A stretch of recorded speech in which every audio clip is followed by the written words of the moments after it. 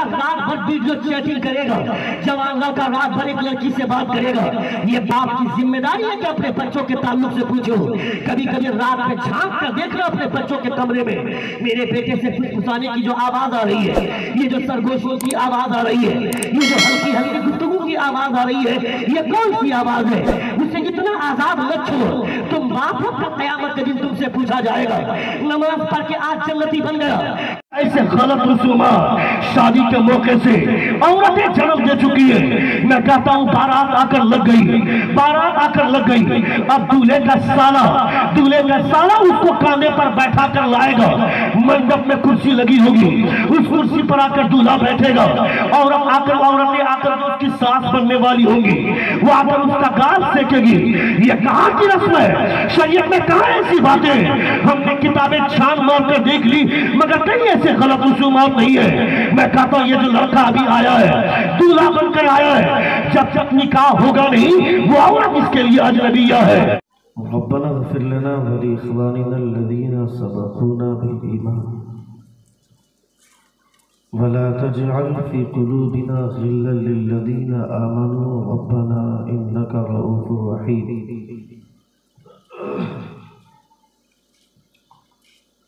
آمنت بالله صدق الله العظيم وصدق رسوله النبي الأمين المتين الكريم ونحن على ذلك لمن الشاهدين والشاكرين والحمد لله رب العالمين۔ بآواز بلند درود شریف کا نذرانہ پیش کریں۔ اللہم صلی علی سیدنا شفیعنا حبیبنا و نبینا و مولانا محمد مبارک وسلم، صلاة و سلام علیکہ یا رسول اللہ صلی اللہ تعالی علیہ وسلم۔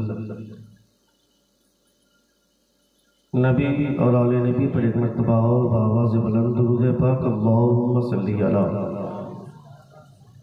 سیدنا شفیعنا حبیبنا و نبینا و مولانا محمد مبارک وسلم، صلاۃ و سلام علیکہ یا رسول اللہ صلی اللہ تعالی علیہ وسلم۔ اللہ رب العزت کا شکر احسان کہ ہم اور آپ اس وقت مصطفیٰ جان رحمت صلی اللہ تعالی علیہ وسلم کی محفل میں حاضر ہے۔ اللہ رب العزت ہم تماموں کی حاضری کو قبول فرمائے، زور سے آمین کہیں۔ منبر نور پر آپ دیکھ رہے ہیں جید سے جید تر علماء اہل سنت تشریف رکھتے ہیں۔ اللہ رب العزت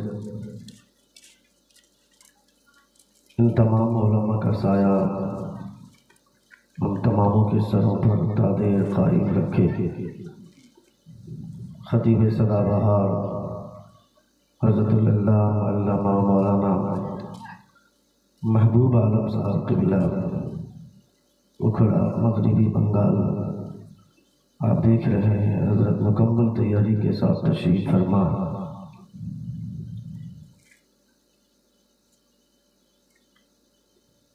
ہندوستان کی خوبصورت لب و لہجے کے مالک اندلیب گلشن رسالت جناب فیروز عنبر صاحب،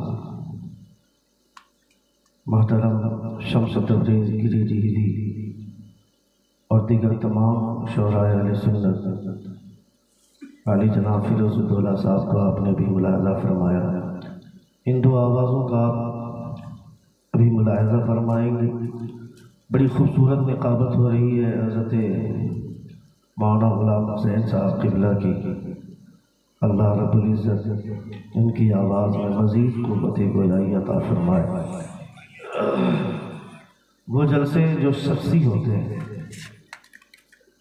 ان جلسوں میں لوگوں کی تعداد اس کوانٹیٹی میں بہت کم دیکھنے کو ملتی ہے۔ بہت کم ایسا اتفاق ہوتا ہے کہ جلسہ شخصی ہو اور لوگ اتنی اچھی تعداد میں شریک ہو جاتے ہیں۔ یہ یقیناً مولانا غلام حیدر صاحب قبلہ کی محنتیں ہیں، کاوشیں ہیں، ان کے اخلاق کی کرشمہ سازی ہے۔ کہ آپ ان کے والد صاحب کے چہلم کے موقع سے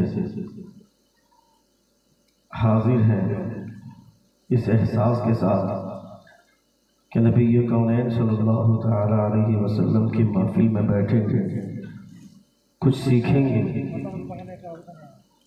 کچھ سیکھنے کا موقع ملے گا۔ جتنی تعداد میں یہاں مرد حضرات بیٹھے ہوئے ہیں، اتنی ہی تعداد میں عورتیں بھی دل جمی کے ساتھ بیٹھی ہوئی ہیں۔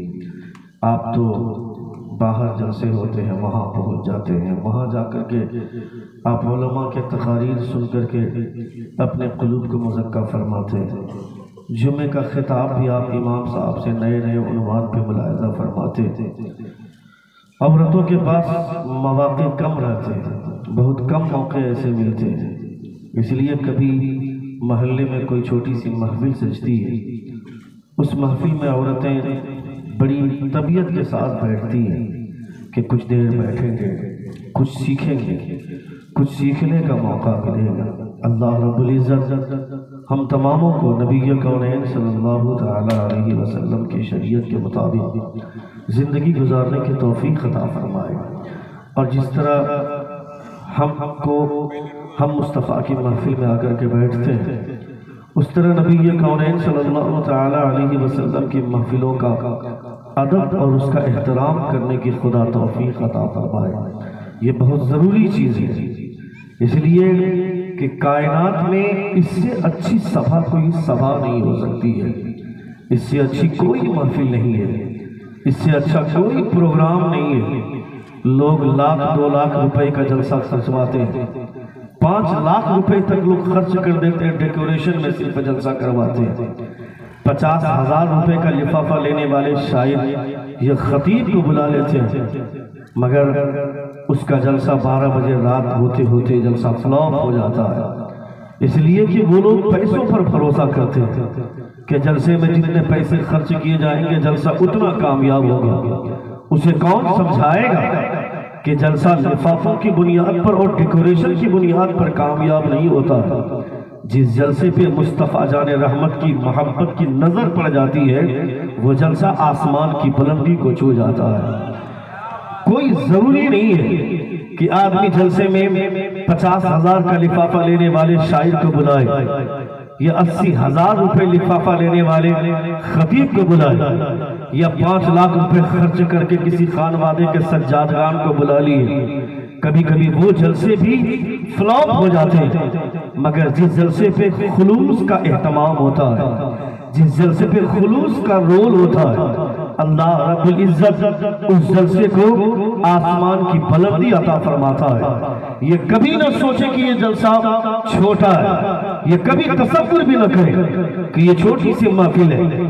جس جلسے کو نسبت مصطفیٰ جان رحمت صلی اللہ تعالی علیہ وسلم سے ہو جائے، مصطفیٰ کی کوئی محفل چھوٹی نہیں ہو سکتی ہے، وہ بڑی محفل ہے۔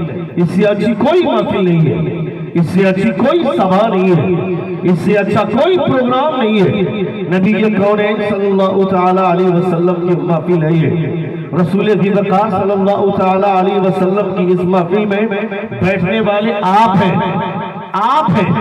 آپ کی شان بھی مصطفیٰ کی وجہ سے اونچی ہوئی۔ جب آپ کی شان نبی کی وجہ سے بڑھ گئی تو بتائیں جو محفل نبی کو ہو، اس محفل کے احترام کا، اس محفل کی عظمت کا عالم کیا ہوگا۔ آپ کی شان بڑھ گئی۔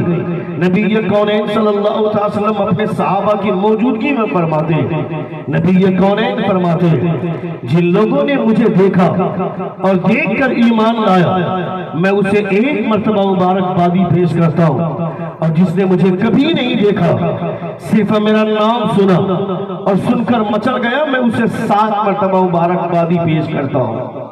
زور سے بولیے، زور سے بولیے۔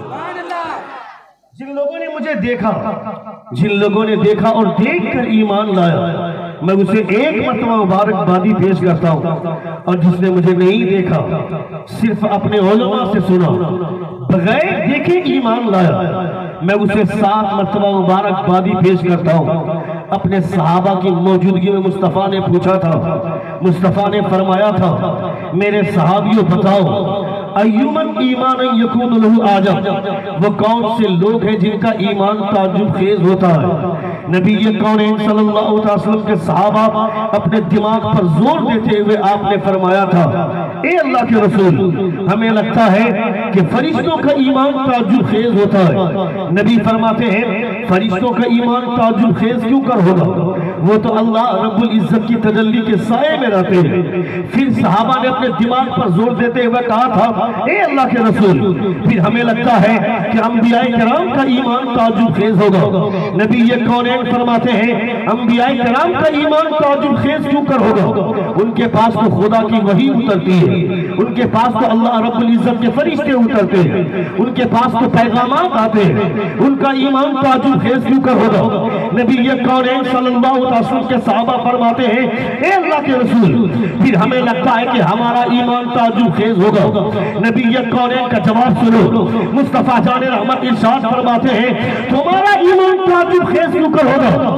تم نے درختوں کو سجدہ کرواتے دیکھا تب کلمہ پڑھا، تم نے چاند کو دو ٹکڑے کرتے دیکھا تب کلمہ پڑھا، تم نے ڈوبے ہوئے سورج کو واپس بلاتے دیکھا تب کلمہ پڑھا، تم نے کنکروں کو کلمہ پڑھواتے دیکھا تب تم نے میرا کلمہ پڑھا۔ پھر صحابہ فرماتے ہیں اے اللہ کے رسول، پھر اللہ جانتا اس کے پیارے مصطفیٰ جانتے۔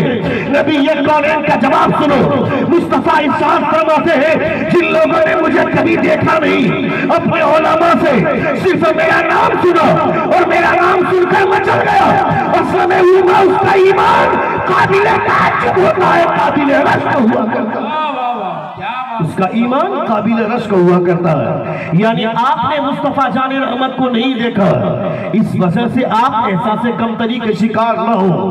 نہیں دیکھا مصطفیٰ جان رحمت کو، کیا ہوا؟ مصطفیٰ نے ہمیں دیکھا ہے۔ نبی کونین صلی اللہ علیہ وسلم سے کوئی چیز پوشیدہ نہیں ہے۔ نبی کونین جبل احد پر چڑھتے ہیں، چڑھتے ہوئے مصطفیٰ جان رحمت فرماتے ہیں جب جبل احد وجد میں کانپ اٹھتا ہے، وجد میں جھومنے لگتا ہے، نبی کونین ارشاد فرماتے ہیں ھذا جبل احد یحبنا ونحبہ، یہ جبل احد ہے، یہ ہم سے محبت کرتا ہے، ہم اس سے محبت کرتے ہیں۔ پتھروں کو بولتے ہوئے کس نے دیکھا؟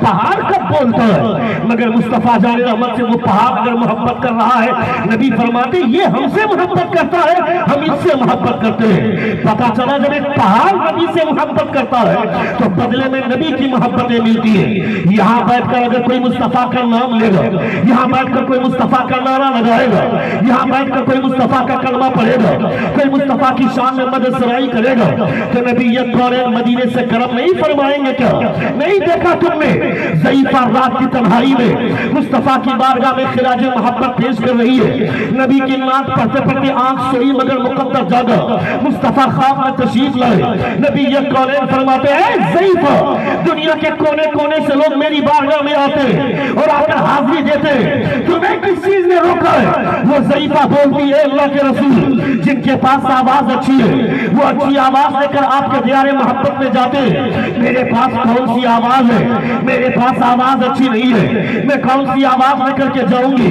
نبی کونین ارشاد فرماتے ہیں اے ضعیفہ جن کے پاس آواز اچھی ہوتی ہے وہ میرے پاس آتا ہے، اور جس کا دل اچھا ہوتا ہے میں اس کے پاس چلا جاتا ہوں۔ جس کے پاس آواز اچھی ہوتی ہے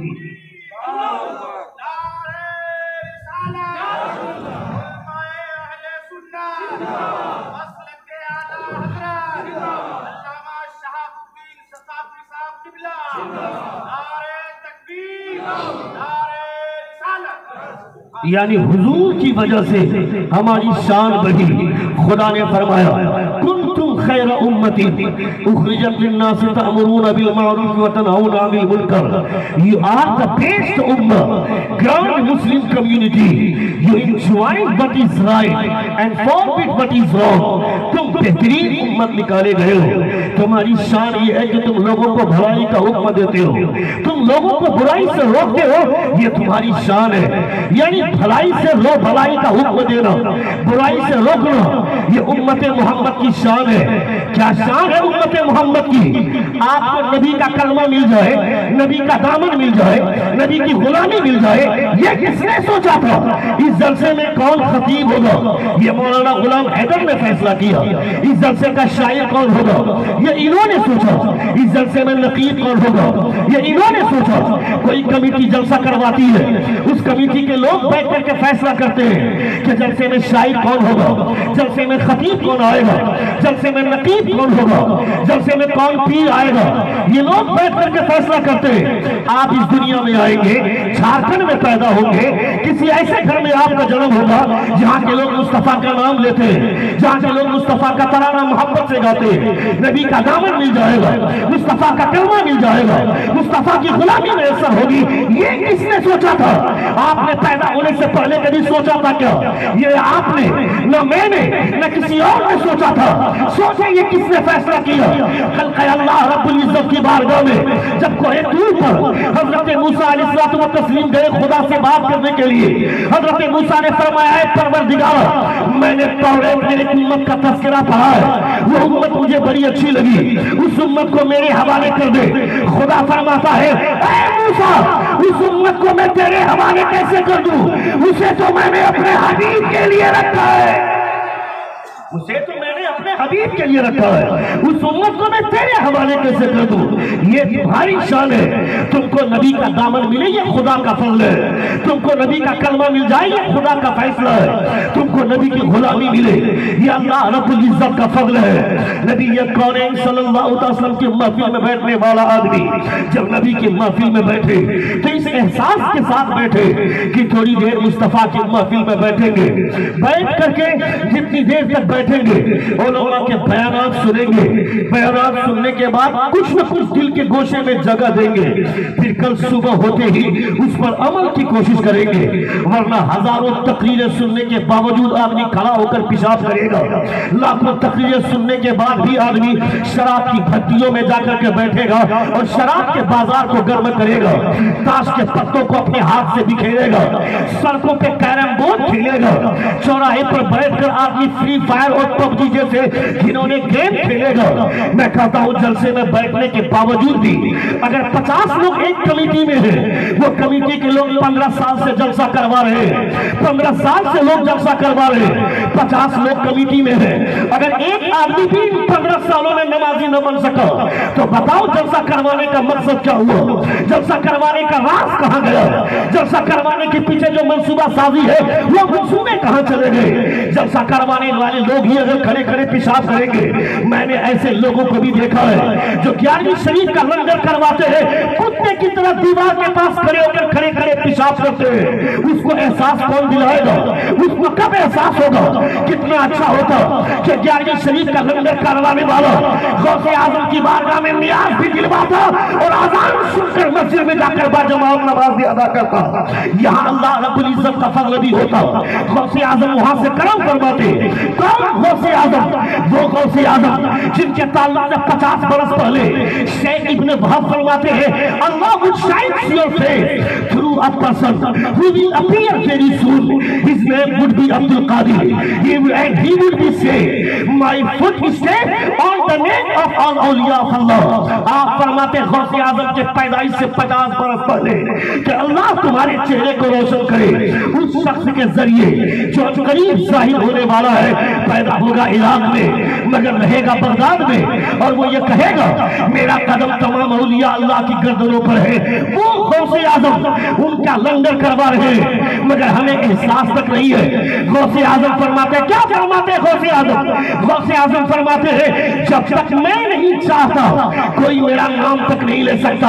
हजरत सैयदी उमर दराज रज़ियल्लाहु ताला अन्हु गौसे आजम के साथ दमिश्क के जामे मस्जिद की नमाज अदा करने के लिए जुम्मे की नमाज अदा करने जा रहे हैं। गौसे आजम शहर से गुजर रहे हैं, दमिश्क के शहर से गुजर रहे हैं। हजरत सैयदी उमर दराज फरमाते हैं, एक आदमी भी गौसे आजम से मुसाफा करने नहीं आ रहा है। सारे लोग दीवार में खड़े होकर के दीवार से टेक लगाकर देख रहे हैं غوث اعظم کو کوئی مصافحہ کرنے نہیں آ رہا ہے، میرے دل میں خیال آیا یا اللہ وقت کا شیخ اعظم جا رہا ہے، غوث اعظم عبد القادر جیلانی جا رہے ہیں، ایک آدمی بھی مصافحہ کرنے کیوں نہیں آ رہا ہے؟ یہ دل میں خیال کیا، لوگ آنے لگے، مصافحہ کرنے لگے، دیکھتے دیکھتے بھیڑ اکٹھی ہو گئی، اس قدر بھیڑ اکٹھی ہوئی کہ میں غوث اعظم سے کافی دور چلا گیا۔ پھر میرے دل میں خیال آیا کہ اس سے اچھی تو وہ حالت تھی کہ کم سے کم غوث اعظم کے ساتھ ساتھ چلنا نصیب ہو رہا تھا، غوث اعظم کے ساتھ ساتھ چل رہا تھا۔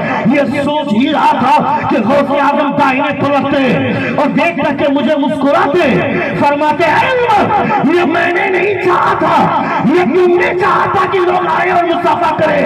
اے عمر تمہیں پتہ ہونا چاہیے لوگوں کا دل عبد القادر کے قبضے میں ہے، وہ جب چاہے گا اپنی جانب سے پھیر دے گا، جب چاہے گا اپنی جانب متوجہ کر دے گا۔ نعرے تکبیر، نعرے رسالت، مسلک اعلیٰ حضرت مولانا شہاب الدین ثقافی صاحب قبلہ، نعرے تکبیر۔ وقت کا شیخ اعظم عبد القادر جیلانی غوث اعظم رضی اللہ تعالیٰ عنہ، جن کے قبضے میں لوگوں کا دل ہے۔ میں کہتا ہوں غوث اعظم کی مرضی کے بنا اگر کوئی غوث اعظم کا نام نہیں لے سکتا ہے تو بتائیں مصطفیٰ کی مرضی کے بنا مصطفیٰ کا تذکرہ کون کرے گا، مصطفیٰ کا چرچا کون کرے گا؟ اگر آج آپ اس محفل میں بیٹھے تو یہ مت سوچیے گا کہ میں نے کوئی کمال کا کام کیا ہے، یہ سوچیے کہ مصطفیٰ نے پسند فرمایا کہ آپ یہاں آ کر کے بیٹھے ہیں، نبی نے بیٹھایا ہے۔ مصطفیٰ جان رحمت جن لوگوں کو پسند فرما لیتے ہیں، جن لوگوں کا انتخاب فرما لیتے ہیں، انہیں نصیب میں ہوتا ہے، ورنہ لوگ دنیا داری میں اس قدر بھٹک جاتے ہیں۔ ڈاکٹر بن گیا مگر دین سے بے رغبتی کی وجہ سے وہ جلسوں میں آنا بند کر دیا، جلسوں میں نہیں آتے۔ صاحب کیا ہوتا ہے جلسوں میں؟ ڈرامہ بازی ہوتی ہے۔ میں کہتا ہے ظالم ڈاکٹری کی ڈگری حاصل کر لیا اور نہیں سمجھا جلسے رسول کا احترام کیا ہے۔ یہاں آ کر کوئی شاعر مجرا نہیں گاتا ہے، یہاں آ کر کوئی خطیب کسی نیتا کی کہانی نہیں سناتا ہے، اپنے باپ دادا کے قصے نہیں پیش کرتا ہے۔ یہاں آ کر جو شاعر پڑھتا ہے وہ بھی مدینہ مدینہ بولتا ہے اور جو خطیب بولتا ہے یہ بھی گنبد خضرا کی بات کرتا ہے۔ مگر تمہیں لگتا ہے کہ ڈرامہ بازی ہوتی ہے۔ انجینئر بن گیا، لیکچرر بن گیا، پروفیسر بن گیا، میں کہتا ہوں سب کچھ بن گیا تو، مگر مسلمان اگر سچا ہوتا، غریب اگر بن کے رہتا تو مصطفیٰ کی محفل میں آ کر محبت کے ساتھ بیٹھتا۔ چونکہ نبی یہ کونین کی محفلوں میں اکثر و بیشتر کام کرنے والے لوگ، مزدور ٹائپ کے لوگ، دوسروں کے یہاں مزدوری کرنے والے لوگ، بہت کم ایسے لوگ ہیں جو شکشت ہوتے اپنے آپ کو سمجھتے ہیں، ڈاکٹر، انجینئر، پروفیسر، لیکچرر۔ ہاں اگر اس کے اندر دینیات ہے، اس کے اندر دین کی سمجھ و بوجھ ہے، میں کہتا ہوں اگر یہ آدمی سوچے گا کہ علماء کی تقریر کیا سنیں گے جلسوں میں جا کر کے، جو بھی سننا ہوگا یوٹیوب میں نام ماریں گے، نام آ جائے گا، یوٹیوب میں سن لیں گے۔ میں کہتا یوٹیوب میں تقریریں سن لو گے، مگر حضور نے جو فرمایا ایک عالم کا چہرہ دیکھنا، اللہ رب العزت اس کے 10 گناہ کو مٹاتا ہے، 10 نیکیاں عطا فرماتا ہے، 10 درجات کو خدا بلند فرماتا ہے۔ تو یوٹیوب میں جو تصویر دکھ رہی ہے اسے دیکھنے سے ثواب نہیں ملے گا، سامنے بیٹھ کر کوئی کسی عالم کی زیارت کرتا ہے تو خدا اس پر رحمتوں کی بارش برساتا ہے، خدا اسے نیکیوں سے نوازتا ہے۔ یوٹیوب میں تقریریں سنیں گے، یوٹیوب میں نعتیں سنیں گے،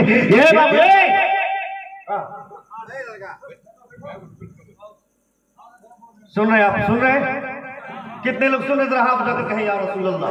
نعرے تکبیر، نعرے رسالت، علماء اہل سنت، علامہ شہاب الدین ثقافی صاحب قبلہ، نعرے تکبیر، نعرے رسالت۔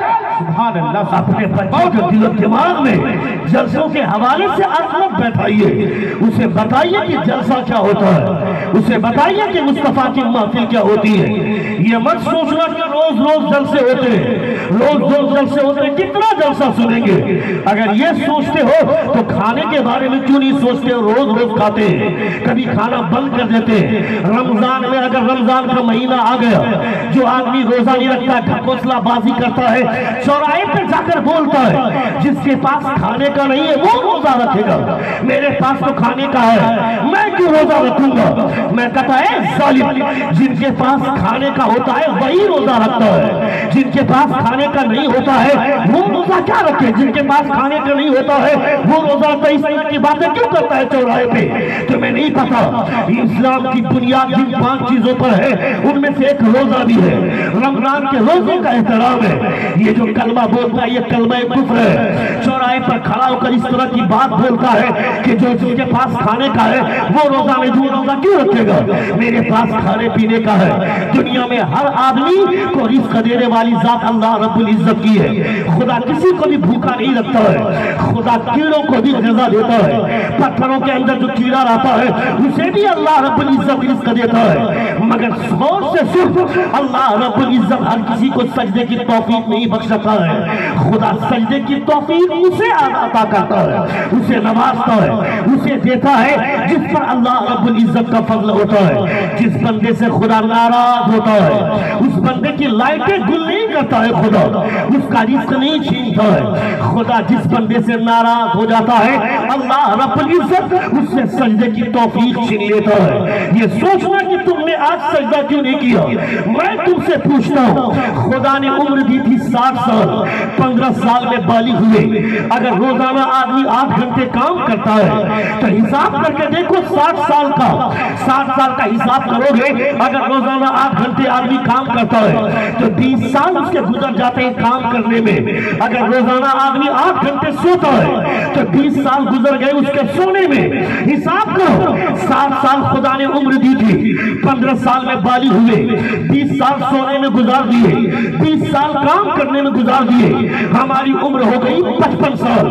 اب اگر روزانہ صبح کے بریک فاسٹ میں، دوپہر کے لنچ میں، رات کے ڈنر میں اگر ہم 10-10 منٹ کا وقت دیتے ہیں تو حساب کرو 60 سال میں آدمی کا 3 سال کھانے پینے میں نکل گیا، عمر بچی ہے 2 سال۔ یہ 2 سال بھی جی بھر کے عبادت نہ کیا تو پھر کیا کیا؟ 2 سال بھی اللہ رب العزت کی بارگاہ میں سجدہ نہ کیا تو کیا کیا؟ مسجد میں گئے بڑھاپے میں، وہاں جا کر مسجد پہنچے تو کبھی امام کی لنگی دیکھی، کبھی امام کا پیجامہ دیکھا، کبھی امام کی ناک دیکھی۔ اسی لیے آیا تھا کیا مسجد؟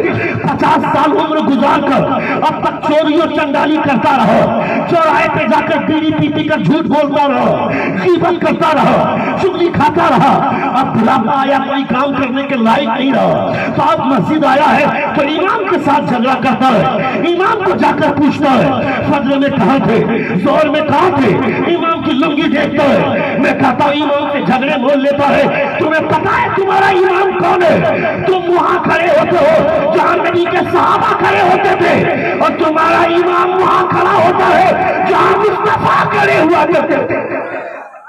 وہاں مصطفیٰ کھڑے ہوتے تھے، مصطفیٰ جان رحمت کے کھڑے ہونے کی جگہ ہے وہ، وہاں پہ کوئی ایسے ویسے آدمی کو کھڑے ہونے کا موقع کہاں ملتا ہے؟ وہاں جا کر کے وہاں مسجد میں گئے، ان 5 سالوں میں جا کر عبادت کرنی چاہیے، جی بھر کے۔ بڑھاپا آ گیا تو کیا ہوا؟ بڑھاپا آ گیا، وہ بڑھاپا اور جوانی کی ٹکریں ہم نے دیکھی ہے قرون اولیٰ کے دور میں۔ آج کل کی جوانی اور کیا حیثیت ہے اس بڑھاپے کی اور کیا حیثیت ہے اس جوانی کی؟ میں ان نوجوانوں کی بات کروں، یہ بھی کوئی جوانی اس کو بولیں گے جو چوراہے پر جا کر لڑکیوں کے ساتھ سگرم بازی کرے، آنے جانے والی لڑکیوں کے دوپٹے کی تعریف کرے، آنے جانے والی لڑکیوں کی زلفوں کی تعریف کرے۔ جوان لڑکا جوان لڑکی کے پیار میں ایسا مست ہو جاتا ہے، بولتا ہے شادی نہیں کراؤ گے تو جان دے دوں گا۔ میں کہتا ہے ظالم، ایک بے حیا لڑکی کے چکر میں جان دینے کی بات کرتا ہے، کون ہے یہ بے حیا لڑکی؟ اس کی خوبصورتی کا اتنا کمال ہے کیا کہ تو جان دینے پر مجبور ہو رہا ہے؟ اس کی خوبصورتی کی کیا حیثیت ہے؟ اگر دنیا میں کوئی خوبصورت چہرہ ہے تو وہ چہرہ ہے جن کے تعلق سے شیخ سعدی شیرازی فرماتے ہیں بلغ الغلابی کمالہ کشف تجابی جمالہ حسنت جمیع خصالہ صلوا علیہ وآلہ۔ He reached the highest place by his perfection. He removed the darkness by his beauty. دنیا کی تمام خوبصورتی ایک طرف اور میرے پیغمبر کے جلوے کی خوبصورتی ایک طرف، دنیا کے تمام خوبصورت چہروں پہ مصطفیٰ کا جلوہ بھاری ہو جائے. نعرے تکبیر، نعرے رسالت، مسلک اعلی حضرت علماء اہل سنت، سرزمین رحمت، جلسہ چالو، نعرے تکبیر. He reached the highest place by his perfection. He removed darkness by his duty. میرے پیغمبر کی خوبصورتی کا جواب کون لائے گا؟ میں کہتا ہوں سماج میں اتنی گندگی رہے گی. جوان لڑکا رات بھر ویڈیو چیٹنگ کرے گا، جوان لڑکا رات بھر ایک لڑکی سے بات کرے گا. یہ باپ کی ذمہ داری ہے کہ اپنے بچوں کے تعلق سے پوچھو. کبھی کبھی رات میں جھانک کر دیکھ لو اپنے بچوں کے کمرے میں، میرے بیٹے سے پھسپھسانے کی جو آواز آ رہی ہے، یہ جو سرگوشوں کی آواز آ رہی ہے، یہ جو ہلکی ہلکی گفتگو کی آواز آ رہی ہے، یہ کون سی آواز ہے؟ اسے اتنا آزاد مت چھوڑو. تم باپ ہو، کل قیامت کے دن تم سے پوچھا جائے گا. نماز پڑھ کے آج جنتی بن گیا، کل قیامت کے دن تیرا بیٹا اگر جہنمی کے صف میں رہا، وہی بیٹا تم کو جنت کی صف سے کھینچ کر باہر لائے گا، کہے گا مولا یہ میرا باپ ہے، نماز پڑھ کر خود جنتی بن گیا، مگر میں لڑکیوں کے ساتھ آوارہ گردی کرتا رہا، کبھی مجھے ٹوکا نہیں. رات کے 12 بجے لوٹوں یا 1 بجے گھر آؤں، کبھی میرا باپ پوچھتا نہیں تھا. اے پروردگار، اگر میرا باپ مجھ پر کڑی نظر رکھتا تو میں اپنے باپ کی بات مانتا ہوا آج ان کی طرح میں بھی جنتی ہو جاتا. اللہ رب العزت کا حکم ہوگا، لے جاؤ اسے بھی جہنم جس نے اپنے بچوں کو نہیں بتایا، خود سیلفش بن کر دنیا میں رہ گیا. اس لیے میں کہتا ہوں کہ ہر آدمی ذمہ دار ہے. حضور فرماتے کلکم مسئول عن رعیتی، ہر آدمی اپنے مسئول کی، ہر آدمی اپنی رعیت کا مسئول ہے. بیٹی کو ماں کے بارے میں پوچھا جائے گا، بیٹے کو باپ کو بیٹے کے بارے میں پوچھا جائے گا، ماں کو بیٹی کے بارے میں پوچھا جائے گا، استاد کو شاگرد کے بارے میں پوچھا جائے گا. کوئی بچنے والا نہیں ہے. ہر کوئی اپنی ذمہ داری کا احساس کرے. میرا بیٹا جوان ہو گیا، اس کو ابھی سے جوانی سے پہلے ہی اس کے دل و دماغ میں بیٹھایا جائے. کبھی کبھی گھر میں اپنے 4 لوگ ہیں نا، 4 لوگ بیٹھ کر اپنے گھر میں بیٹھ کر اپنی بیوی، میں خود ساتھ میں، ہمارے 2 بچے بیٹھ کر کے کبھی دین کی باتیں کریں. خدیجہ الکبریٰ کون تھی؟ رابعہ بصریہ کون تھی؟ حضرت فاطمہ کون خاتون ہے؟ ان کے بارے میں باتیں ہو تاکہ تمہارے بچے جانے. ورنہ رمضان کا 1 مہینہ روزہ رکھنے کے بعد تمہاری بیٹی جب شاپنگ کرنے کے لیے جائے گی، عید کی شاپنگ کے لیے وہ جائے گی، کہیں گی مجھ کو کرینہ کا ڈریس چاہیے، مجھ کو ثانیہ مرزا کی نثنی چاہیے، مجھ کو کیٹرینہ کیف کا ڈریس چاہیے. اس بے وقوف لڑکی سے پوچھ کہ کون ہے یہ کرینہ؟ 1 مہینے کا روزہ برباد کر کے آ رہی ہے. کون ہے یہ کرینہ؟ کون ہے یہ ثانیہ مرزا؟ اس کی بات کرتی ہے تو ثانیہ مرزا یہ جس کا اسٹیٹمنٹ ہے کہ شادی سے پہلے مجھے اپنے منگیتر، اپنے بوائے فرینڈ کا نائٹ پارٹنر بننے میں کوئی حرج نہیں ہے. تو اسے مسلمان کر جانتا ہے، وہ مسلمان کے نام پر کلنک کا بدنما داغ ہے، وہ مسلمان کے نام پر کلنک کا ٹیکا ہے. تو اسے مسلمان سمجھتا ہے. شادی سے پہلے پیار کا کوئی کنسپٹ نہیں ہے اپنی شریعت میں. یہ اسلام ہے، یہ مصطفیٰ کی شریعت ہے.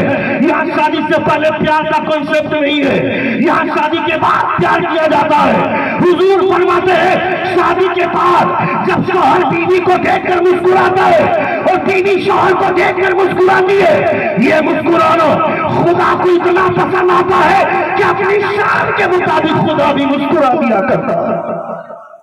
شادی کا پہلے جو پیار ہوتا ہے اس پیار میں شیطان کا ہاتھ ہوتا ہے، مگر شادی کے بعد جو پیار ہوتا ہے اس پیار میں رحمان کا ہاتھ ہوتا ہے. اس لیے شادی سے پہلے کوئی پیار کی ڈھکوسلا بازی نہیں. یہ آوارہ گردی ہے، یہ بے حیائی ہے، یہ آوارگی ہے. تو شادی کے پہلے والے پیار کو پیار بولتا ہے. پیار کسے بولتے ہیں؟ کبھی ان علماء سے سنو کہ پیار کہتے کس کو ہے. رات کے سناٹے میں آدمی بستر پہ سویا تھا، نرم اور قدیرے بستر پر چین کی نیند سو رہا تھا. اچانک مؤذن نے پکار دیا، حی علی الصلاۃ، آؤ نماز کی طرف، حی علی الفلاح، آؤ کامیابی کی طرف. آدمی نیند سے جاگا، بستر چھوڑ دیا، پانی کے لیے وضو کے لیے پانی لیا، وضو بنا کر مصلی پہ کھڑا ہو گیا. اللہ رب العزت کے لیے سجدہ کرنے کی نیت باندھ کر اصلی پیار اور سچا عشق اسے بولتے. یہ سچا پیار ہے, یہ اصلی پیار ہے. اسے سچا عشق بولتے ہیں. جسے تو پیار بولتا ہے, جسے تو سچا عشق بولتا ہے, وہ عشق نہیں ہے, وہ آوارگی ہے, وہ لچا پن ہے, بے حیائی کا مظاہرہ ہے. میں کہتا ہوں ایک باپ کی ذمہ داری ہے کہ اپنے بچوں کے بارے میں سوچے, مگر جب باپ ہی کے دل و دماغ میں خرافات بسے ہو, جب باپ ہی کے دل و دماغ میں غلط نظریات پناہ لے چکے ہو, تو بتاؤ بچوں کی لائف کیسے بنے گی؟ بچوں کی لائف کے بارے میں اچھی سوچ کیسے رکھ سکتے ہیں؟ کیسے سوچیں گے کہ میرا بیٹا اچھا کام کرے گا جب باپ ہی رات بھر یوٹیوب میں گندی فلمیں دیکھے گا, جب باپ ہی جائے گا رنڈیوں کی ناچ دیکھے گا, لڑکیاں ناچتی رہیں گی اسٹیج پر, وہاں جا کر باپ بیٹھا رہے گا, تو بیٹا کیسے سبق سیکھے گا؟ بوڑھا آدمی جا کر بولتا ہے, اے بیٹے تو بہت دن تک زندہ رہے گا, مجھے دیکھنے دینا, میں کل مر جاؤں گا. میں کہتا ہوں مر بھی گیا تو یہ گناہ لے کر کے مرنے کا کیا فائدہ؟ تمہیں تو یہ بولنا چاہیے تھا, میرے لاڈلے تو بہت دن تک زندہ رہے گا, میں اب مرنے والا ہوں, اس لیے مجھے مسجد میں جا کر نماز ادا کرنی چاہیے, تاکہ یہ جو جتنے قدم جائیں گے ہم اتنے قدم پہ ثواب عطا فرمائے گا خدا. یہی ثواب اگر میں لے کر کے چلا جاؤں, ممکن ہے کہ کل قیامت کے دن اللہ رب العزت ہمیں نجات عطا فرمائے گا, میری مغفرت ہو جائے گی. شادی بیاہ کے موقع سے ایسے غلط رسومات ہم دیکھتے ہیں. ابھی ایک ہفتہ پہلے دمکا علاقے میں ایک شادی ہوئی, اس شادی کے موقع سے لڑکے والوں نے مجھے بھی دعوت دی, میرے رشتہ دار لے آتے ہیں, میں ان کی شادی میں گیا.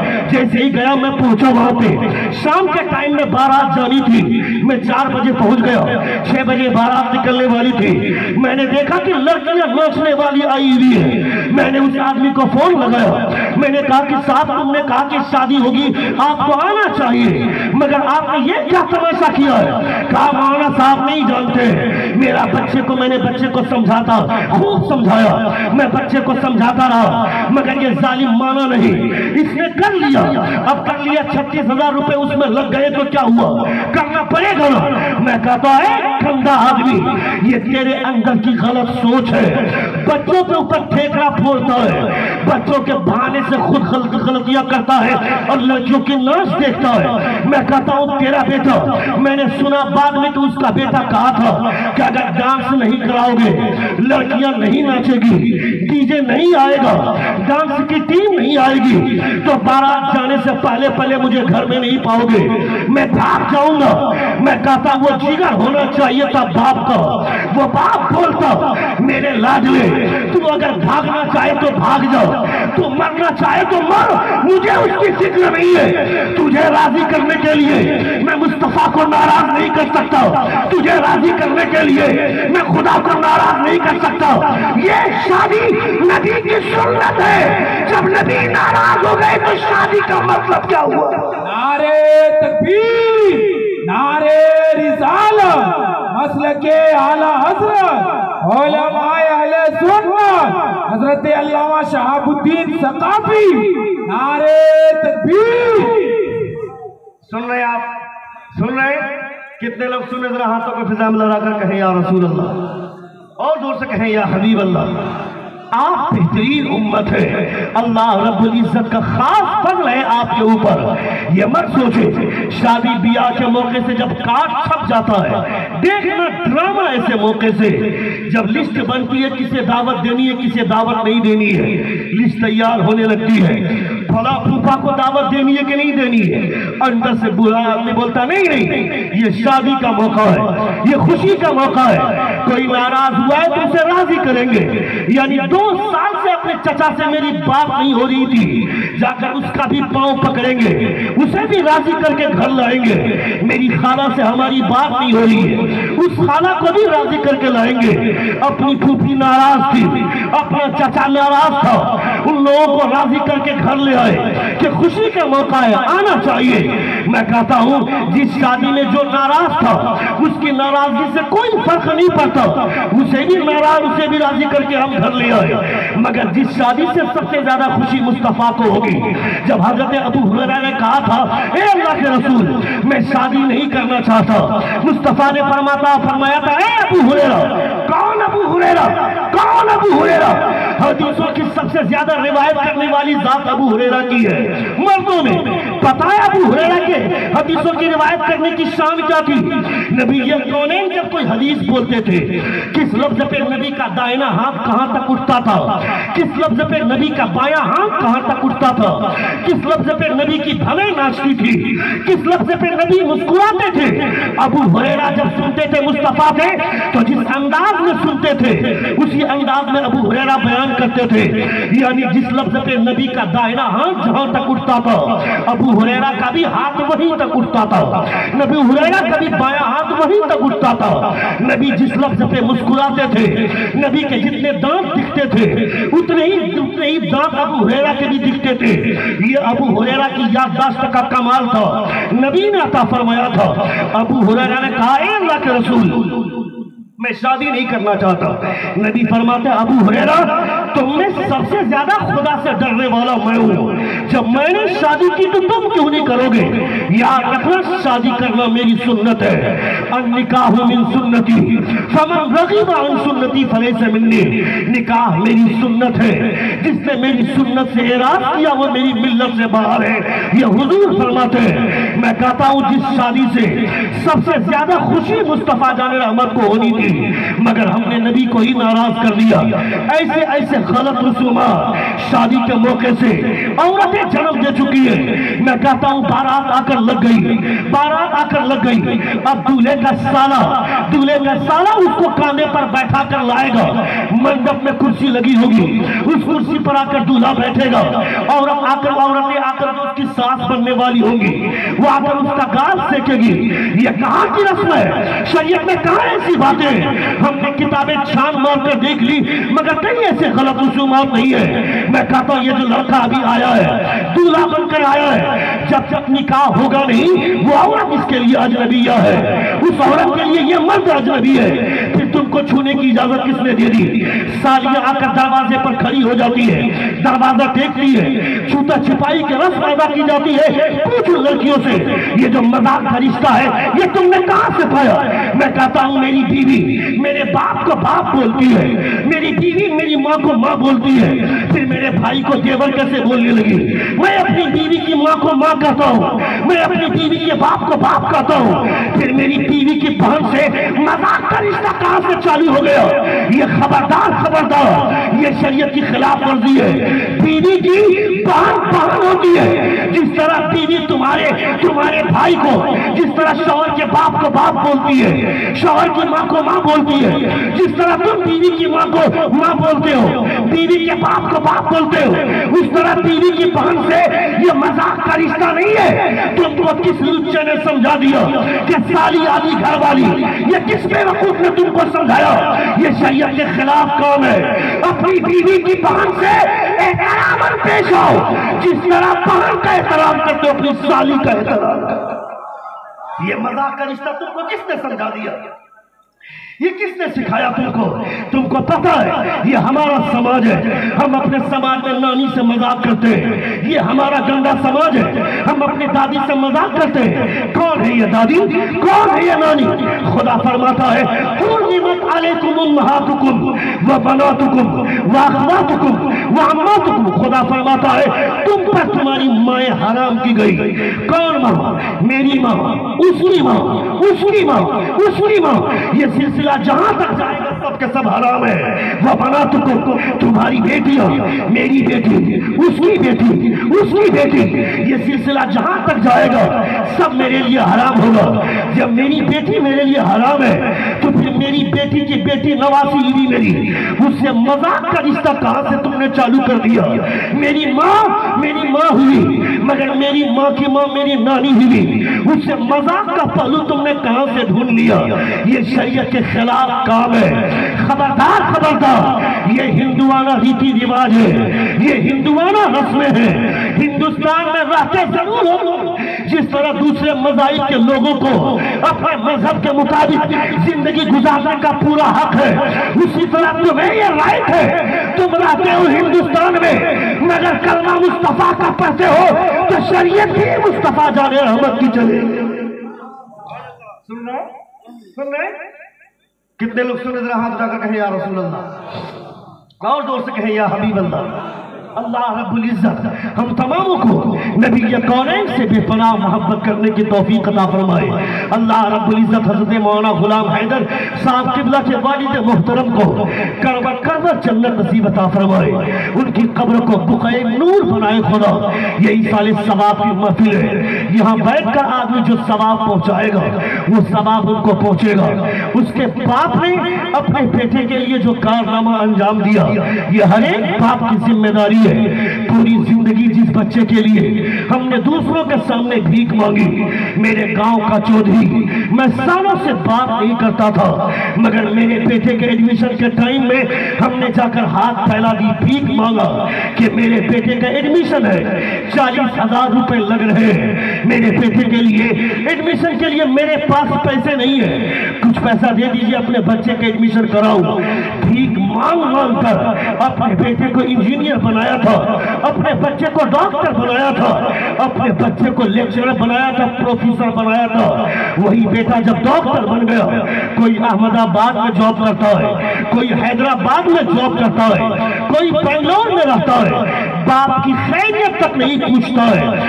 شادی ہو جانے کے بعد 1 مہینے کے اندر اندر وہ اپنی اوقات دکھاتا ہے، مگر ایک چھوٹا بچہ جس کو عالم دین بنایا تھا، اس بچے نے باپ کی موجودگی میں یہ احساس کر لیا تھا کہ مجھ کو خدا اگر جنت بھی دے گا تو دروازہ تو میرا باپ ہے، جب تک اس دروازے کو کراس نہ کروں جنت میں داخل کیسے ہو سکتا ہوں۔ وہ بچہ احساس کرتا ہے اور اپنے باپ کا احترام کرتا ہے۔ اسی لیے حضور فرماتے ہیں خدا نے اگر تمہیں 4 اولادیں دی ہیں، ان 4 اولادوں میں سے کسی ایک کو حافظ قرآن بنا دینا، کل قیامت کے میدان میں اس کی برکت سے خدا تجھے جنت میں مہر عطا فرمائے۔ نعرے تکبیر، نعرے رسالت، مسلک اعلی حضرت، علماء اہل سنت۔ ہر آدمی حافظ قرآن بن جائے یہ کوئی ضروری نہیں ہے، ہر آدمی عالم دین بن جائے یہ کوئی ضروری نہیں ہے، ہر آدمی مفسر بنے، ہر آدمی محدث بن جائے، ہر آدمی فقیہ بن جائے یہ کوئی ضروری نہیں ہے، مگر ہر آدمی چاہ لے تو ماں باپ کا فرما بردار بن جائے، ہر آدمی اگر چاہ لے تو مصطفیٰ کا وفادار بن جائے، ہر آدمی اگر چاہ لے تو اپنے پڑوس کا حق ادا کرنے والا بن جائے۔ یہ ہم نے سماج بنایا، اسی لیے اتنی محنتیں کی تھی کہ مصطفیٰ نے طائف کے میدان سے مصطفیٰ گزر رہے ہیں، مصطفیٰ کا بدن لہو لہار، اوباش بچوں کو لگا دیا مصطفیٰ کے پیچھے، پاگل کہہ کر لوگ پتھر مار رہے تھے مصطفیٰ کو۔ حضرت زید ساتھ میں نبی کونین سے فرماتے حضرت زید اے اللہ کے رسول ان لوگوں کے لیے بد دعا کیوں نہیں فرما دیتے ہیں؟ نبی فرماتے ہیں اے زید میں موسیٰ نہیں ہوں کہ اپنی قوم کے لیے بد دعا کروں، میں عیسیٰ بھی نہیں ہوں کہ اپنی قوم کے لیے بد دعا کروں، مجھے خدا نے رحمت للعالمین بنا کر بھیجا ہے، میں ان کے لیے کیسے بد دعا کروں؟ وہ میرے مصطفیٰ ہیں۔ پتھروں کی چوٹ کھا کھا کر مصطفیٰ نے اس گلشن کو آباد کیا تھا، مگر اس گلشن میں رہنے والے لوگ کہاں سے کہاں چلے گئے۔ آج شادی بیاہ کے موقع سے جن غلط رسومات کو ہم نے پناہ دی ہے ان میں سے غلط رسم سب سے زیادہ برے طریقے سے جو پھیلی ہوئی ہے یہ رسم جہیز ہے۔ یہ سماج کی گندگی کے نام پر اگر آدمی احساس کر لے یہ کتنا ناسور بنتا جا رہا ہے، یہ جہیز کی رسم کتنی ناسور ہے۔ اللہ رب العزت کی لعنت ہو ایسے لوگوں کو، شرم نہیں آتی ہے۔ بیٹا گھر میں پیدا ہوا بولتا ہے میرے گھر میں ڈسکور پیدا ہو گیا، میرے گھر میں پلسر جنم لے لیا، میرے گھر میں BMW کار پیدا ہو گیا۔ میں کہتا ہے ظالم تیرے ان غلط خیالات کی وجہ سے بنگلور میں سابرمتی میں جان دے دی عائشہ نام کی اس خاتون نے، اسی جہیز کی وجہ سے اس کا شوہر دیوس تھا جس نے جہیز کی وجہ سے اپنی بیوی کو اس کے میکے لے جا کر چھوڑ دیا تھا۔ اس عائشہ نام کی خاتون نے نام کا اثر تھا اس میں جو شوہر سے بے پناہ محبت کرتی تھی۔ وہ ظالم مرد ہوگا جس نے اپنی بیوی کو کہا جب بیوی کہتی ہے میں آپ کے بنا زندہ نہیں رہوں گی، شوہر بولتا ہے اگر زندہ نہیں رہوں گی مرنے سے پہلے موت کا ویڈیو بھیج دینا۔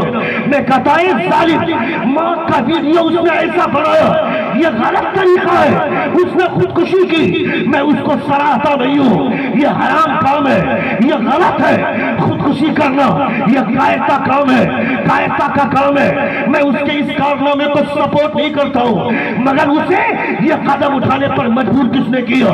اسے یہاں تک لانے کے لیے مجبور کس نے کیا؟ تمہارے جیسے لچے لوگوں نے جو غلط خواہشات دل میں جگاتے ہیں اور شادی بیاہ کے موقع سے جہیز کے نام پر، جو جہیز کے نام پر جس کو عمر کا خواب دیکھتے ہیں، BMW کار کے سپنے دیکھتے ہیں، اے ظالم وہ عائشہ آج مری ہے، اگر تم نے یہ غلط رسموں کو بند نہ کیا، ایسی ہزاروں عائشہ ہیں جس کے سینے میں یہ آگ جل رہی ہے، میں کہتا ہوں اس رسم کو آج ختم کر دو تاکہ مصطفیٰ مدینے سے تم پر قلم فرمائے اور حضرت عائشہ کی روح تمہارے لیے مسکرائے۔ اللہ رب العزت ہم تمام کو نبی کونین کی شریعت کے مطابق زندگی گزارنے کی توفیق عطا فرمائے۔ یہ سراسیمگی کا ماحول، یہ بیچارگی کا ماحول، سماج اتنا گندا، اب تو مولوی لوگ بیٹھ کر کے پنچ میں بات کرتے ہیں، نہیں 2 لاکھ نہیں دے پائے گا، 1,80,000 میں ڈن کیجئے۔ ہمیں تو شرم آتی ہے ان مولویوں پر بھی، مجبور ہے صاحب، کریں گے تو کریں گے کیا؟ وہ مولوی اگر فتویٰ بڑھا گا کہ جہیز کے نام پر اگر 1000 روپیہ بھی دیتا ہے کہ یہ ڈیمانڈ کی بنیاد پر کہ یہ شرعاً جائز نہیں ہے، یہ حرام ہے، بیٹھ کر پنچایت میں مولوی فیصلہ کر رہا ہے، ایک عالم دین فیصلہ کر رہا ہے۔ اگر عالم دین فتویٰ دے گا تو عالم کی بیٹی کو کون اٹھائے گا؟ عالم کی بہن کو کون اٹھائے گا؟ ہم یہ سوچنے لگے ہیں، اس دور میں ہم نے قدم رکھا، مصباحی بن کے آ گئے، ثقافی بن کر کے آ گئے، لوگ جامعہ ازہر مصر سے فارغ ہو کر کے آ گئے، باپ بولتا ہے تمہاری شادی ہو رہی ہے، تم خاموش رہنا، تم مانگو گے تب نہ تمہارے اوپر فتویٰ لگے گا۔ وہاں پنچ میں ہم لوگ بیٹھیں گے، پنچ میں ہم لوگ بات کریں گے، ہم لوگ ڈیمانڈ کریں گے، یعنی ایک عالم کا منہ دبا دیا گیا، اس کی زبان بند کر دی گئی، چلے گئے بے حیا لوگ اور چلے لوگ بیٹھ کر کے پنچ میں بیٹھ کر بات کر رہے ہیں۔ میں کہتا ہوں کہ ایسے موقع سے ایک لڑکا بولتا ہے میں لڑکی کو دیکھنا چاہتا ہوں جس سے میں شادی کروں گا، یہ بے وقوف آدمی جو چوک پہ بیٹھ کر کے ہوائیں اڑاتا ہے، بیڑی پھونک پھونک کر چغلی بجاتا ہے، چغلی سینٹر کا ممبر بن کر یہ بولتا ہے یہ مولوی بن گیا، اس کو شرم نہیں ہے، اس کو حیا نہیں ہے، شادی سے پہلے ہم نے لڑکی نہیں دیکھی تھی، یہ لڑکی دیکھنے کی بات کرتا ہے۔ میں کہتا ہے ظالم، خدا فرماتا ہے لا جناح علیکم فیما عرضتم بہ من خطبۃ النساء او اکننتم، خدا فرماتا ہے جو لڑکی تمہیں اچھی لگے اسے نکاح کا پیغام دینے میں کوئی حرج نہیں ہے، یہ شریعت کا فتویٰ ہے۔ حضور اعلیٰ حضرت فرماتے ہیں تمہیں جو لڑکی پسند آئے، لڑکا چاہے تو لڑکی کا یہ دیکھنا، لڑکی کو دیکھنا جائز ہے، مگر طریقہ یہ ہے کہ لڑکی کو پتہ نہ چلے کہ اسے لڑکا دیکھنے کے لیے آیا ہے۔ یہاں تو پہلے سے بن ٹھن کے لڑکی تیار ہے، گھر والے تیار کر کے دیتے ہیں، جاؤ تمہیں دیکھنے آیا ہے، 15-20 لوگ آ کر کے دیکھتے ہیں، کون ہے یہ لوگ جس لڑکی کو دیکھ رہے ہیں؟ اس لڑکی کے لیے وہ لوگ غیر محرم ہیں، ان لوگوں کے لیے لڑکی غیر محرم ہے، ان 15 لوگوں میں سے وہ لڑکا نہیں ہے، دیکھے گا کون؟ شادی یہ 15 لوگ نہیں کریں گے، شادی ایک لڑکا کرے گا جو آیا ہی نہیں ہے، یہ 15 لوگ شادی کریں گے۔ یہ سماج کی گندگی نہیں ہے تو کیا ہے؟ یہ سماج کے غلط طریقے نہیں ہے تو کیا ہے؟ لڑکے کو دیکھنے کا حق ہے، مگر اس کے لیے طریقہ یہ ہے کہ لڑکی کو پتہ نہ چلے کہ اسے دیکھنے کے لیے آیا ہے، ورنہ جب لڑکی تیار ہوتی ہے، جب بالوں میں، جب زلفوں میں کنگھا کرتی ہے، تب اسے احساس ہوتا ہے پتہ نہیں میں پسند آؤں گی کہ نہیں آؤں گی، پتہ نہیں مجھے پسند کرے گا کہ نہیں کرے گا، پتہ نہیں مجھے چھانٹ تو نہیں دے گا۔ اور اگر یہاں سے کھا کر چلا گیا، مچھلی بھی کھایا، مرغا بھی کھایا، سلاد پاپڑ دہی سب کچھ کھا کر گیا، وہاں بے شرم کی طرح جواب دے دیا میرے بھائی کو پسند نہیں ہے، مجھے تو پسند آ گئی، میرا بھائی پسند نہیں کر رہا ہے، میرا سمجھی بول رہا ہے آواز لڑکی کی اچھی نہیں ہے۔ میں کہتا ہے ظالم، تیرا بیٹا پسند کرتا ہے تو اس کو کیوں نہیں بھیجا تھا؟ تیرا بھائی شادی کرے گا کیا؟ تیرا سمجھی شادی کرے گا کیا؟ سمجھی کو لے آیا، اس کا منہ تیز کر کے لے آیا کھانے کے لیے اپنے گھر میں کھلاتا. شادی کے موقع سے یہ غلط مسلمان اس سے گندگی نہیں پھیلے گی تو کیا پھیلے گی؟ ایک لڑکی کی دھڑکن بار بار دھڑکتی ہے, بار بار تیز ہوتی ہے. حضور فرماتے ہیں لڑکی کے اندر خوبصورتی بعد میں دیکھنا, پہلے اس کے اندر یہ دیکھنا کہ مصطفیٰ کی سنتوں کی تابعداری ہے یا نہیں.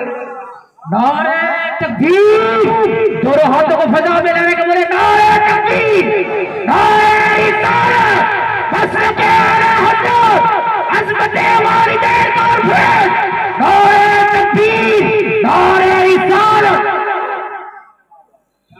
تقریباً 1 گھنٹے کی تقریر میری ہو چکی ہے اور 2 سے 3 منٹ کی گفتگو ملاحظہ فرمائیں. ایک بار اپنے دونوں ہاتھوں کو فضا میں لہرا کر کہیں یا رسول اللہ, اور دور سے کہیں یا حبیب اللہ. یہ ہمارے سماج کی گندگی ہے, نبی یہ کونین کی یہ تعلیمات نہیں ہے. ہم لوگ غلطی کرتے ہیں, دوسرے لوگ یہ بولتے ہیں یہ دیکھ سنیوں کے کارنامے, یہ دیکھ سنیوں کے کارنامے. دیوبندی کو ہم برا بولتے ہیں, دیوبندی کو گالیاں دیتے ہیں, مگر دیوبندی اپنی بچیوں کی شادی, اپنے بچوں کی شادی جمعہ کے دن مسجد میں کرواتا ہے. مگر ہم جمعہ کے دن کروائیں گے, بے وقوف ہے کیا؟ ہم مسجد میں شادی کروائیں گے, بے وقوف ہے کیا؟ جب تک ڈی جے نہیں بجے گا, جب تک لڑکیاں نہیں ناچے گی, جب تک ناچ نہیں ہوگا, تب تک میری شادی میں مزہ کہاں سے آئے گا؟ یہ کوئی شادی ہے کیا؟ اس طرح کے غلط رسومات, اس طرح کی گندی سوچ رکھ کر کے ہم شادی کرتے ہیں. حضور فرماتے ہیں شادی بیاہ کرنے سے پہلے اپنی جس لڑکی کو دیکھنا ہے اس لڑکی کے اندر دینداری دیکھو, اس لڑکی کے اندر حیا دیکھو, اس لڑکی کے اندر دیکھو نماز پنجگانہ کی توفیق اسے حاصل ہے کہ نہیں ہے. ورنہ جس طرح آج تمہارے ساتھ ہوتا ہے, دکان بند کر کے رات میں گھر لوٹے, فیکٹری سے گھر لوٹے, مزدوری کے بعد گھر لوٹے رات کے 9 بجے, بیوی کو بولا کھانا دو, جب بیوی کو ہم نے کھانا مانگا بیوی بولتی ہے رک جائیے نا, کم کم کے سیریل کا آخری پرچار چل رہا ہے, ساس بہو کی کہانی والا سیریل, اس کا آخری وگیاپن ہے, اس کا آخری پرچار چل رہا ہے, رک جائیے ختم ہوتے ہی کھانا دے دوں گی. میں کہتا ہوں دینیات نہ دیکھنے کی وجہ سے ایسے جوابات ملتے ہیں. اگر اس لڑکی کے اندر دینداری ہوتی, اس خاتون کے اندر وفا نام کی چیز ہوتی, تو وہ لڑکی بولتی, میری بیوی بولتی میرے سرتاج رک جائیے نا کھانا دوں گی, ابھی میں نے عشاء کی نماز نہیں پڑھی ہے, عشاء کی نماز پڑھنے کے بعد اگر میں کھانا آپ کو دی تو اس کھانے میں برکتیں بھی اور لذتیں بھی خدا آسمان سے عطا فرمائے. نماز کی برکت, نماز کی برکتوں سے حضرت ابن سجا کرمانی رضی اللہ تعالیٰ عنہ, یہ میری آخری بات ہوگی سن لیجیے. حضرت ابن سجا کرمانی, ہم اپنے بیٹوں کے لیے رشتہ تلاش کرنے جاتے ہیں کہاں؟ جس کے پاس بینک کا اور بیلنس ہو, جس کے پاس 4 ویلر کار ہو, جس کی بلڈنگ آسمان سے بات کرتی ہو, وہاں پہنچتے. حضرت ابن سجا کرمانی رضی اللہ تعالیٰ عنہ پہنچے رات کے سناٹے میں. پہلے انہوں نے اپنی بیٹی سے پوچھا, ہم تو اپنی بیٹی سے پوچھتے تک نہیں ہیں, میری بیٹی کو پوچھنا چاہیے تھا. نبی کونین صلی اللہ علیہ وسلم کو دوسرے کی بیٹیوں پر اختیار تھا. اپنی قوم میں سے, اپنی امت میں سے مصطفیٰ کس لڑکی کا نکاح جس لڑکے سے کروانا چاہے مصطفیٰ کو ادھیکار تھا, مصطفیٰ کو اختیار تھا, وہ چاہے تو کروا سکتے ہیں. حضرت زید رضی اللہ تعالیٰ عنہ سے مصطفیٰ نے فرمایا اے زید جاؤ, میں نے تم اپنے نکاح کا پیغام زینب کو دے دینا, میں نے تمہاری شادی طے کر دی ہے. حضرت زید رشتہ لے کر کے زینب کی بارگاہ میں پہنچے. حضرت زینب سے کہا کہ اے زینب میں تم سے نکاح کرنا چاہتا ہوں. کہا تمہاری حیثیت کیا ہے؟ میں خاندان قریش سے تعلق رکھتی ہوں اور تم ایک غلام ہو. کہا مجھے نبی نے بھیجا ہے. کہا نبی نے بھیجا ہے تو کیا ہوا؟ میری زندگی کا مالک میں ہوں, میں جس کو شوہر بنانا چاہوں اسے شوہر بنا سکتا ہوں.